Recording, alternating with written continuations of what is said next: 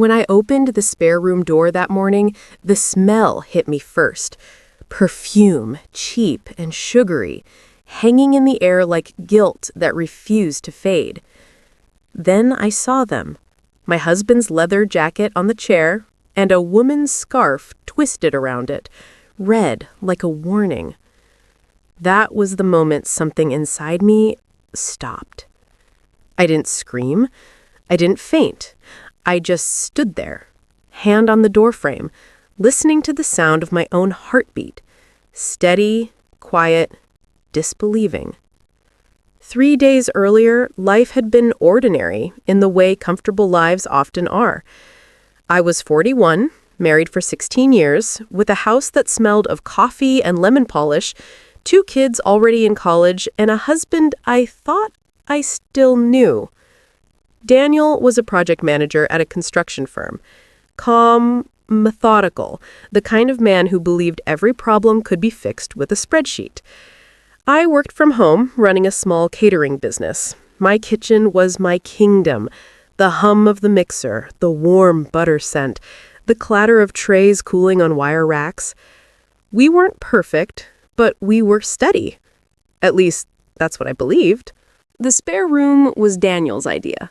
He said it'll be useful when your clients drop by or when family visits. I spent days choosing soft gray curtains, a cream rug, and a little desk by the window that caught the morning light. It became the quiet corner of the house, rarely used, always tidy. Until lately.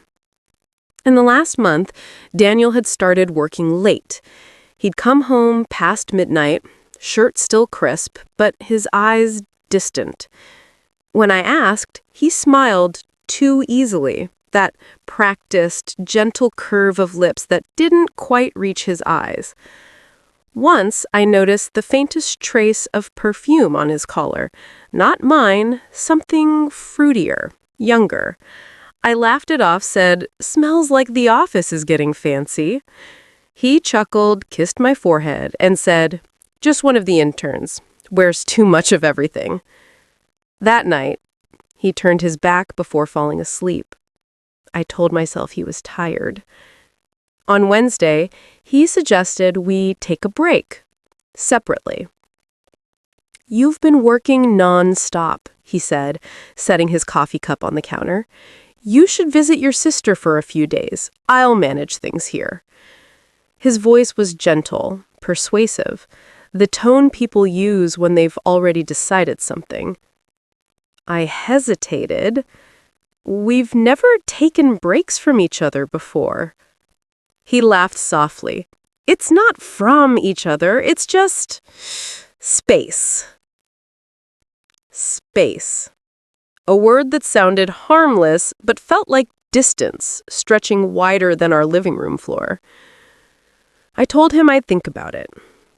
That night, he was on the phone when I walked in from the kitchen. He turned his back quickly, murmuring something low. When he hung up, he said it was a supplier. But I'd seen the reflection of his face in the glass door, the small smile he wore, the one I hadn't seen in months. The next day, I noticed something strange. The spare room door was closed. Not unusual, except the light was on inside. Through the small crack at the bottom, I saw shadows moving, heard a soft hum, like someone whispering to themselves. When I opened the door, it was empty. But the bed had been slept in, the pillow dented, the throw blanket pushed aside, and on the nightstand, a small child's toy, a plastic car, red with chipped paint. My hands trembled as I picked it up. Daniel and I hadn't had a child that young in this house for years. That evening, I asked, "Has anyone been over?" He didn't look up from his laptop. "Delivery guys. Why?" There was a toy in the spare room. He blinked once, probably from when Ethan was visiting. "Ethan's 20, Daniel." Silence stretched between us, thin and dangerous. He shut the laptop and stood up, kissed my cheek like punctuation, and walked away. That night, I couldn't sleep. The house felt different, like it was holding its breath. I sat in the dark kitchen, staring at the faint glow from under the spare room door. At 2 in the morning, I heard it. A child's laugh, soft, quick, followed by a woman's whisper, "Shh, you'll wake him." Every hair on my arms rose. The next morning, Daniel left early. I waited until his car disappeared down the street, then I climbed the stairs quietly, every step echoing in my chest. The spare room door was slightly ajar. Through the crack, I saw a woman's handbag on the floor, designer, new, and beside it, a small pair of sneakers. I pushed the door open. A young woman sat on the edge of the bed, her back to me, brushing a little girl's hair. The child couldn't have been more than 6. Curly brown hair, sleepy eyes.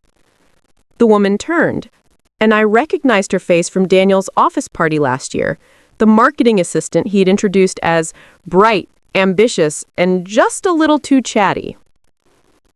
"Who are you?" I asked. My voice came out calm, too calm. She froze, brush midair. The child looked at me confused. Then the woman whispered, "He said you were away." I don't remember what I said next. Maybe nothing. Maybe everything all at once. All I know is Daniel came home that afternoon to find me standing in the hallway, suitcase by the door, the little girl's toy in my hand. "Who is she?" I asked quietly. He dropped his keys, stared at me like a trapped animal. Then he sighed, not guilty, not ashamed, just tired. "She had nowhere to go. It's temporary." Temporary. Like the last 16 years of my life. I don't know what hurt more, the fact that he cheated or the way he said it. So calm, so matter of fact, as if bringing his mistress and her child into our home was just an inconvenience, not a betrayal. "She had nowhere to go," Daniel repeated, his voice low, like he was explaining the weather. "Daniel," I said, barely recognizing my own voice, "there's a woman sleeping in our spare room with a child. Our bedsheets, our towels, in our house." He rubbed the back of his neck, that same nervous gesture I'd seen when he was caught lying about smoking years ago. "It's not what you think." I laughed, short, broken. "Then please, enlighten me. What is it?" He looked away. "She's been struggling. I was just trying to help her out until she gets back on her feet." I took a step closer. "You've been helping her out in our bed?" Silence. That was my answer. He tried to reach for me, but I pulled back. "I didn't mean for it to happen.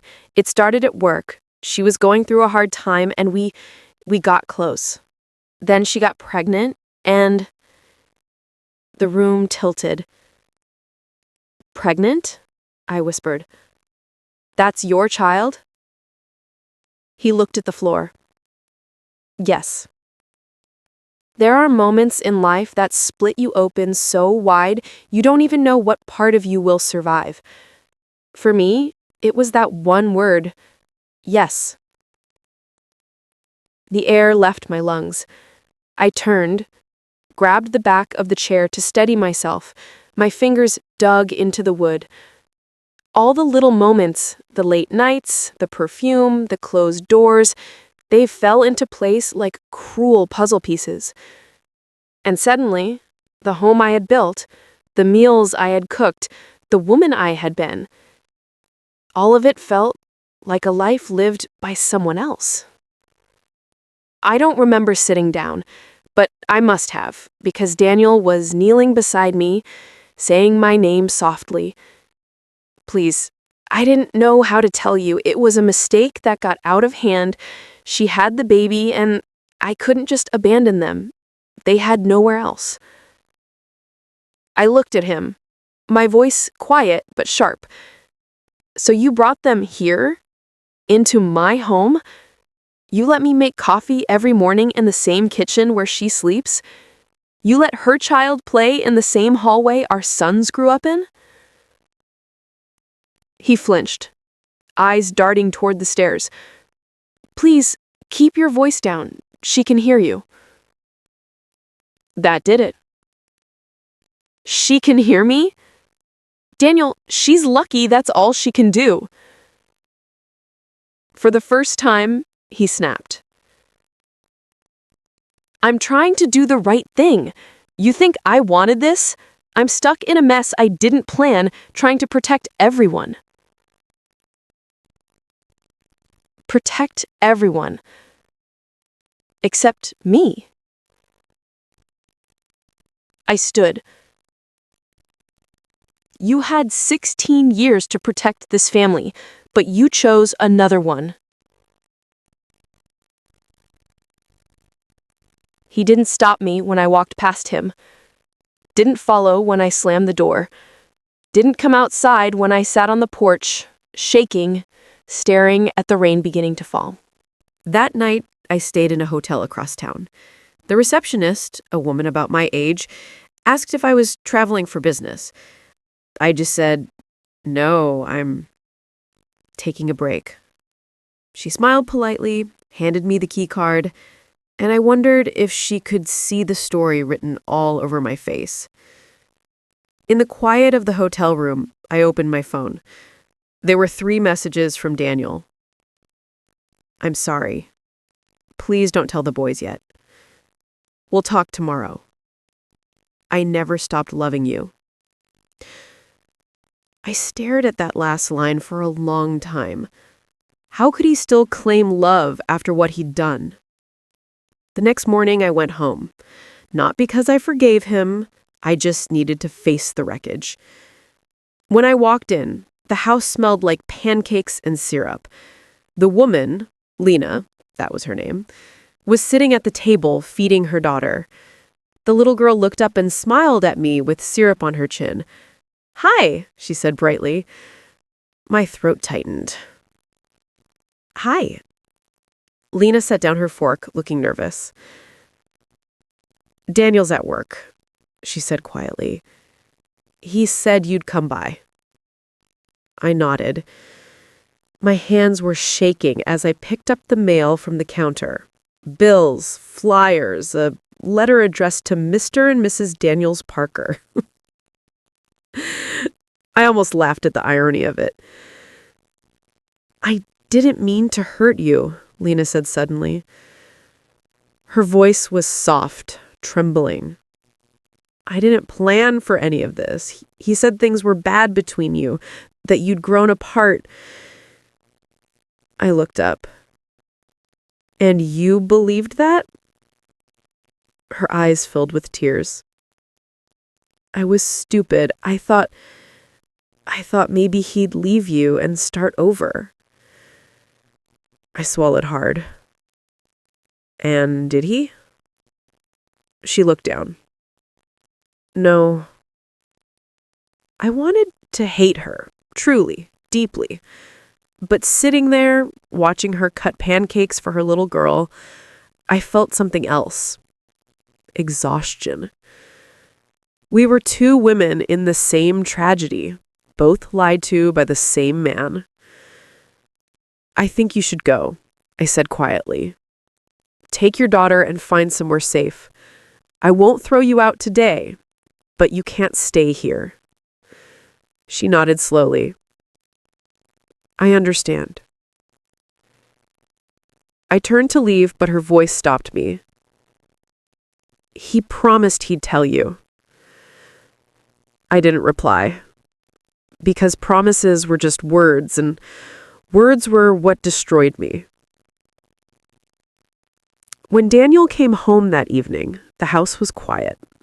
I was packing a suitcase in our bedroom, or maybe my bedroom now. He leaned against the doorframe. So that's it? That's it, I said, folding another blouse. You're not even gonna try? I stopped, turned. Try what, Daniel? Sharing you? Pretending we're okay? Living with your other family down the hall? His face hardened. You're being dramatic. That word, dramatic, was the final nail. I zipped the suitcase and looked him in the eye. No, Daniel, I'm finally being honest. Then I walked out. That night I stayed at my sister's house. She made tea, sat beside me in silence until I finally spoke. He brought her here, into our home. And her child? She's his. My sister's eyes filled with tears. Oh, Emma. It was the first time someone had said my name softly since it all began. And in that moment, I broke. Really broke. The kind of crying that comes from the chest, where grief sits heavy and alive. When it was over, I felt empty, but lighter. The next morning, I called a lawyer. The next morning, sunlight slipped through the curtains like nothing had happened, as if the world hadn't shattered the night before. But I woke up different. Something inside me had gone quiet, the kind of quiet that comes after you stop begging for answers and start preparing for war. I sat at my sister's kitchen table, a cup of tea untouched before me. My phone buzzed again and again, Daniel's name flashing, messages unread. Please talk to me. We can fix this. You're overreacting. That last one made me laugh. A sharp, bitter laugh that didn't sound like me at all. By 9 a.m., I was sitting in front of a lawyer, Miss Patel, a woman who looked like she'd seen every kind of heartbreak in her office and learned how to turn it into paperwork.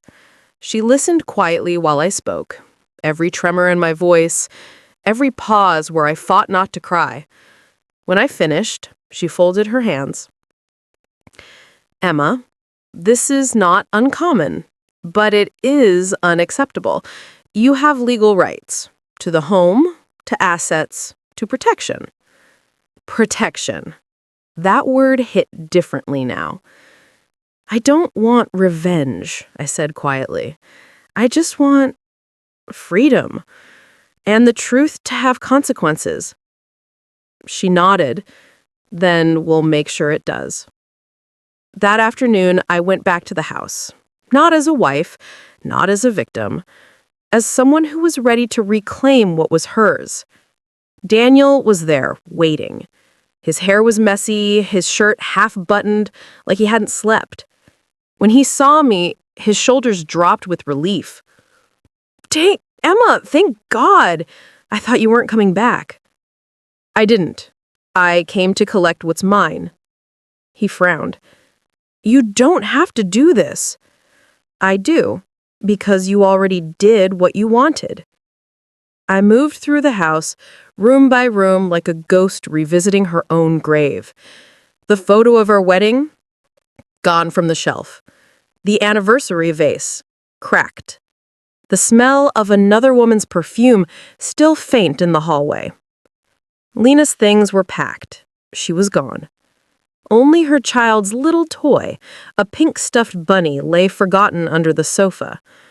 For a second, I stared at it. Then I picked it up and placed it gently on the table and whispered, She deserves better than both of you. Daniel followed me upstairs. You're being cruel. Cruel? I turned on him. You lied to me for 2 years, Daniel. You brought another woman into my home, made me live in a lie, and I'm the cruel one? He stepped closer. I made a mistake. No, I said, voice steady. You made a choice. That silence between us was thick, heavier than anger. It was the sound of something truly ending. He spoke again, softer this time. I never wanted to hurt you. You just didn't care if you did. That's worse. 2 days later, I moved out completely. I left him the furniture, the dishes, the house, the shell of the life he'd destroyed. But I took the memories and the strength. The lawyer handled the rest, the divorce papers, the financials, the legal notices. Daniel tried to delay it, called me a dozen times. I didn't answer, not once, because some answers don't come through words, they come through silence. Weeks passed. The nights were hard, the mornings lonelier than I'd imagined. But little by little, I started breathing again. I got a job at a nearby library, quiet, peaceful, the kind of place where stories live and hearts heal. Every day I shelved books, helped children with their reading, and learned how to exist without him. And slowly I began to write again. Not for him, not for anyone else, but for me. One evening, as I was locking up, a familiar car stopped outside. Daniel stepped out, looking tired, older somehow. "Emma," he said softly, "please, can we talk?" I hesitated, then nodded once. He handed me an envelope. Inside were photos, our sons, the house, and a note in his handwriting. "I'm sorry," I signed the papers. "I hope someday you'll forgive me, not for my sake, but for yours." I looked up at him. "I already have," I said quietly, "but forgiveness isn't the same as forgetting." He nodded, eyes glassy. "You were always stronger than me." "No," I said, turning to go. "I just learned to stop being weak for you." It's strange how quiet peace can sound. Not the kind of quiet that comes from silence, but the kind that hums softly in your chest when you stop fighting for something that was already gone. It had been 3 months since I left Daniel, 3 months since the night that shattered my marriage, and in a way, it rebuilt me. Every morning now began with the same simple ritual. I'd make a cup of tea, open the kitchen window, and let the cold air kiss my face. The little apartment I rented overlooked the park, where children laughed, couples walked their dogs, and life just went on. Sometimes I'd catch myself smiling for no reason. Maybe because, for the first time in years, my smile belonged only to me. One Sunday afternoon, as I was walking through the park, I saw a woman sitting on a bench, brushing her daughter's hair. Something about her, the gentle way she untangled those knots, reminded me of Lena.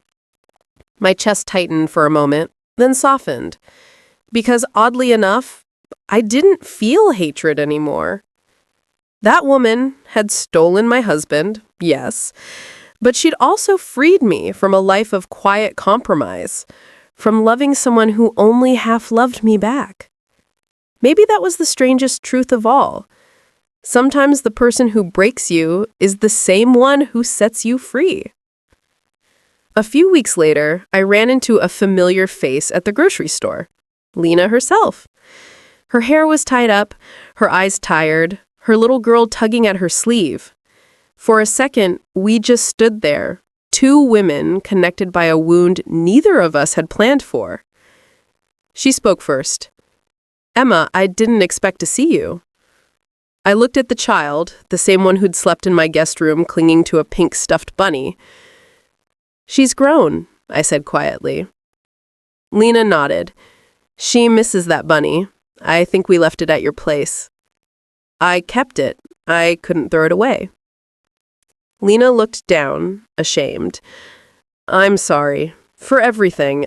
I thought he loved me. But when you left, he changed. I realized he just needed someone to make him feel important." I didn't reply right away. Then softly I said, "We both mistook attention for love." Her eyes filled with tears. "You hate me, don't you?" I shook my head. "No. I pitied you once. But now, I just hope you find peace. We both deserve that." She smiled, a small, broken kind of smile, and whispered, "Thank you." And just like that, she was gone.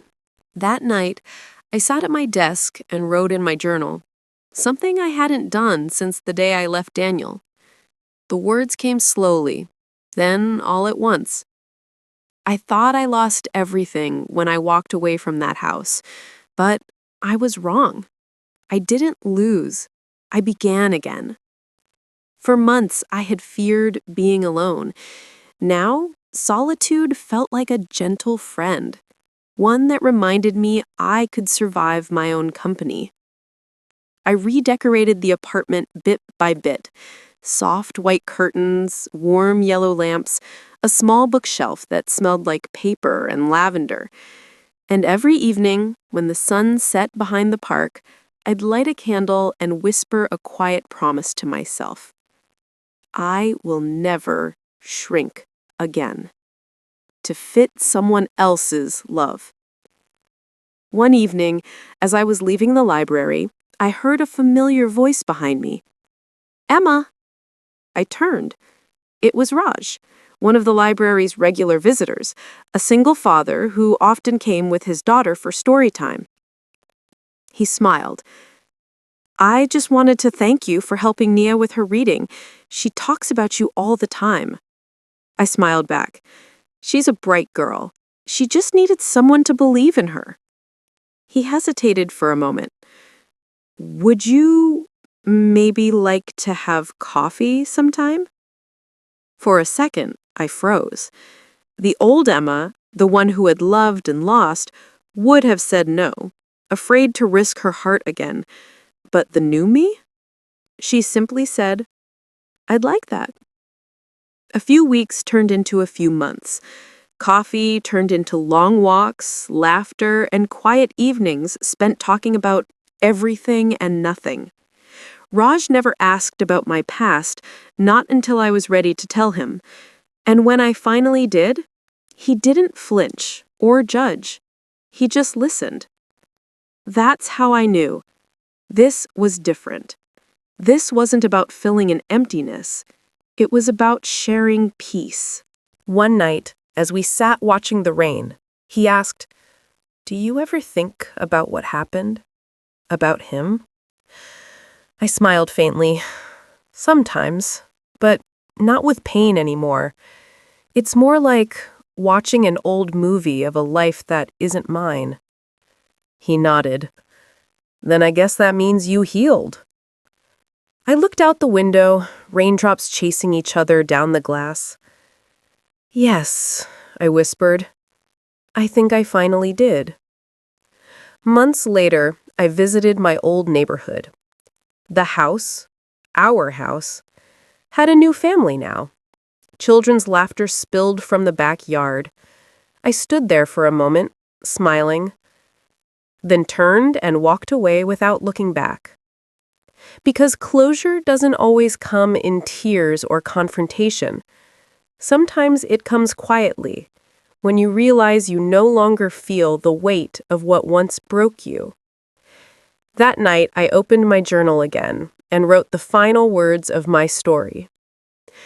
Some people teach you love. Others teach you loss. But the strongest lesson is learning to love yourself again after both. And for the first time in a long time, I felt grateful, not for what I went through, but for what it taught me. Because in losing my husband, I found myself. When I think back to that night, the one when I opened my own guest room door and found a stranger lying beside my husband, I no longer feel rage. I feel clarity. Because that moment, as humiliating as it was, became the mirror I had been avoiding for years. It showed me the truth I didn't want to see, that sometimes love doesn't leave you suddenly. It fades quietly, like a candle burning itself out while you pretend it's still glowing. I used to believe that forgiveness meant welcoming someone back. Now I know, sometimes forgiveness means walking away without hate in your heart. For a long time, I asked myself, why me? Why did I have to be the wife who was betrayed, The woman who found a stranger's child sleeping under her own roof? But life has a strange way of answering, because every morning I wake up in this small, peaceful apartment, I realize it was never punishment. It was redirection toward peace, toward strength, toward myself. If you're listening to this and you've ever been lied to, betrayed, or made to feel small, please remember this. You can lose everything and still not lose yourself. Sometimes what feels like the end of your story is just the beginning of your freedom.